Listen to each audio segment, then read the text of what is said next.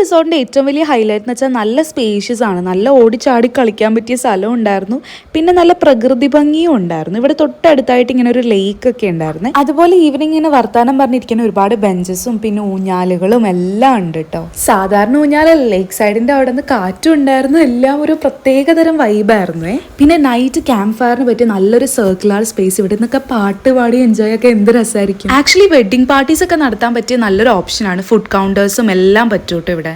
പിന്നെ ഇവിടെ ഒരു വാട്ടർ ബ്രിഡ്ജ് ഉണ്ടെന്ന് പറഞ്ഞു. സോ അത് കാണാൻ വേണ്ടിയിട്ടാണ് ഞങ്ങൾ ഈ നടക്കുന്നത്. ലാ കാണുന്നതാണ് വാട്ടർ വാക്ക് വേ ആൻഡ് ആ കാണുന്നതാണ് ഡ്രംസ് കൊണ്ടുണ്ടാക്കിയ വാട്ടർ ബ്രിഡ്ജ്. അപ്പോൾ ഇതിൻ്റെ പാലത്തിൽ കൂടി അത് നടക്കും. ഇതിൻ്റെ ഉള്ളിൽ കൂടി ഫോൺ പോവാണ്ട് നോക്കണം. എന്നിട്ട് ഞങ്ങൾ വാട്ടർ ബ്രിഡ്ജിൽ കയറിട്ടു. ഇത് ശരിക്കും സേഫാണ്, പിന്നെ ഇച്ചിരി പേടിയാവാൻ വേണ്ടിയിട്ടുള്ള പോലത്തെ ഒരു കൺസ്ട്രക്ഷൻ ആണ് അതിൽ.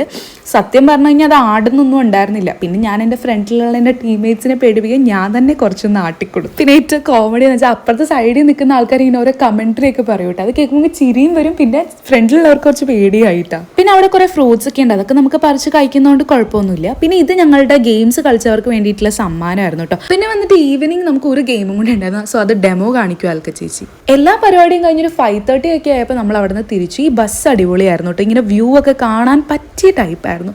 അങ്ങനെ ഈവനിങ് കഴിഞ്ഞു. ഏകദേശം രാത്രി ഒരു 7 ഒക്കെ ആയപ്പോൾ നമ്മൾ തിരിച്ച് ഓഫീസിലെത്തി.